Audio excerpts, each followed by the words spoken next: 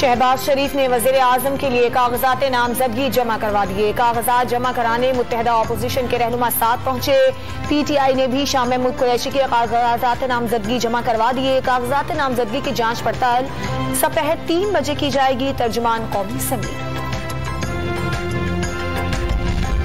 इमरान खान की जेर सदारत बनी गाला में PTI की कोर कमेटी का इजलास आज तलब कर लिया गया।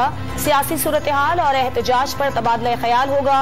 मुत्तहदा अपोजिशन ने भी दोपहर 3 बजे अहम इजलास तलब कर लिया।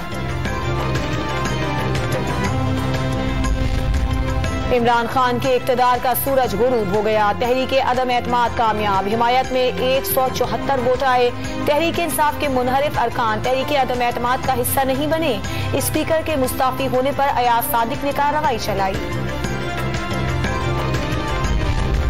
9 और 10 अप्रैल की दरमियानी शब के वाकयात पर BBC की खबर बेबुनियाद और झूठ का पलंदा है। BBC की गुमराहकुन स्टोरी बुनियादी सहाफती अखलाकियात के खिलाफ वर्जी है। BBC की जाली कहानी में कोई हकीकत नहीं, मुनज़्ज़म डिसइंफॉर्मेशन मुहिम का हिस्सा लगती है। मामला BBC हुकाम के साथ उठाया जा रहा है। ISDR।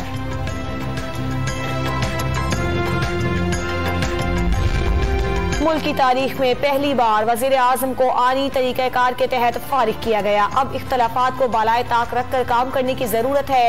एडमिनिस्ट्रेटर कराची मुर्तज़ा वहाब ने नई विफाकी हुकूमत से सिंध के मामलात में दिलचस्पी लेने की उम्मीद लगा ली। गुलबर्ग चौरंगीता राशिद मिन्हास रोड सड़क की अस्तर-ए-नौ तामीर का संगे बुनियाद। और डेरा अल-अय्यार में तालाब में नहाते हुए 3 बच्चे डूब गए। 2 बच्चे जान बहक, 1 को बचा लिया गया।